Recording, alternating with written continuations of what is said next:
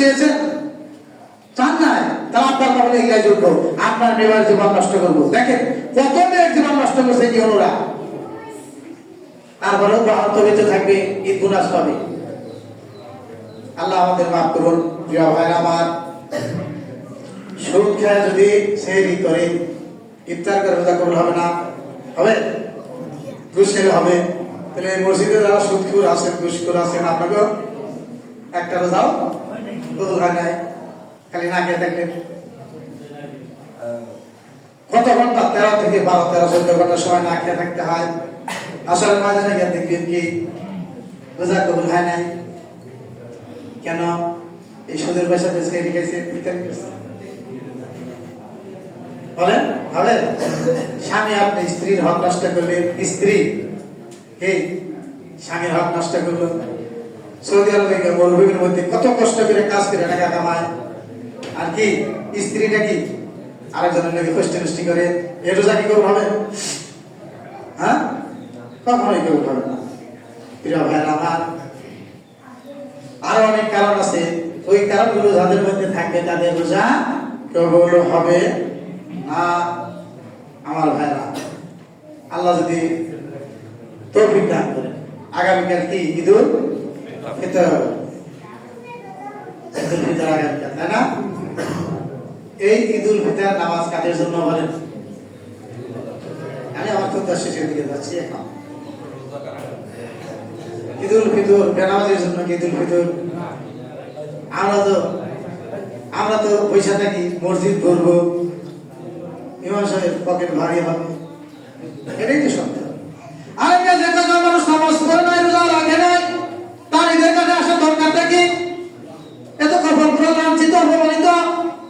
আমরা তো এই সিদ্ধান্ত নিতে পারেন না যে ব্যক্তি নামাজ পড়ে না, হারাম খায়, তার নাকি আপনারা কোরবানির বাইরে থাকে।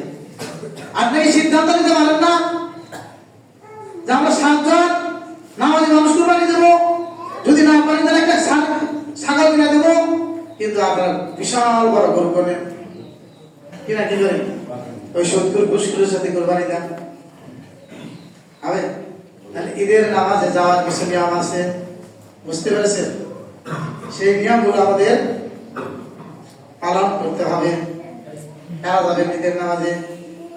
8টার সময় এখানে যাওয়ার না, কিন্তু মনে করেন রোজা রাখলেন না, নামাজও করেন না, ঈদের নামাজ এসে কি করবেন? এই বেনামাজিদের জ্বালায় ঈদের নামাজও ঠিক মতো করা যায় না, এই শত্রুদের জ্বালায় কুরবানিও ঠিক মতন দেওয়া যায় না। কোন বেনামাজি শত্রুর ঘুষখোর যদি কুরবানির পশু করে না করতো, তাহলে কুরবানির পশুটা মরতে হইতো। সব জায়গায় নকলের দৌরাত্ম, কিন্তু ইন্নাল্লাহ তাইয়্যিব লা ইয়াকবালু ইল্লা তাইয়্যিবা।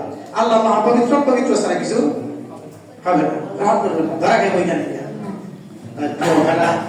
ঈদের নামাজে যখন আসবেন, এখন প্রথম শুনেন আল্লাহ কি বলছেন? ওয়ালিতুকমিলুল ইদ্দাতা ওয়ালিতুকাব্বিরুল্লাহ আলা মা হাদাকুম ওয়া লাআল্লাকুম তাশকুরুন। আজকে সূর্যটা ডুবে যাওয়ার সাথে সাথে যারা পুরুষ আছেন তারা কি করবেন বলে শুনেন? তারা তাকবীর দিতে থাকবেন, আল্লাহু আকবার, আল্লাহু আকবার, লা ইলাহা ইল্লাল্লাহু, আল্লাহু আকবার, আল্লাহু আকবার, লিল্লাহিল হামদ। জোরে জোরে দিবে পুরুষরা, হাতের মধ্যে দিবে, রাস্তায় দিবে, ঘরে দিবে, ঘরের বাইরে দিবে, আর নারীরা আস্তে আস্তে তাকবীর দিবে। আজকে যদি বোঝা যায় সূর্য অস্তের পরে ওই বাড়ির তাকবীর এই বাড়ির মানুষের শুনে, এই বাড়ির তাকবীর ওই বাড়ির মানুষের শুনে, তাহলে বোঝা যাবে রোজার শিক্ষা আপনাদের মধ্যে ঢুকছে। তাকবীর দিবেন? আপনার কাছে তাকবীর দিবেন? ইনশাআল্লাহ। তাকবীর তো ভুলে যাবে, সাত উঠলে বাজার করতে যাবেন, অসুবিধা নেই, তাকবীর দিতে দিতে যাবে। দোকানে কাপড় কিনবেন, 1 মিনিট পর পরে তাকবীর দিবেন, এটাই হলো সুন্নাহ। রাসূলুল্লাহ সাল্লাল্লাহু আলাইহি ওয়াসাল্লাম সাহাবীরা এক ভাষা থেকে তাকবীর দিলে আরেক ভাষায় শুনতেন। তাহলে এখন কি তাকবীর দিবেন? দিবেন না তো যত আকাম গোকাম করবেন, কিন্তু তাকবীর আপনার মুখ দিয়ে বের হবে না। তাহলে কি আজকের রাতটা অনেক গুরুত্বপূর্ণ রাত, যদি পারেন একটু সময়, অল্প সময় আল্লাহর কাছে মাথা নত করে বলেন, আল্লাহ রোজাগুলো কবুল করো, তারাবি কবুল করো, আমাদের রোজা রোজার মাসে যেভাবে মসজিদে আসা ওইভাবে সারা বছর আমরা কি বলতে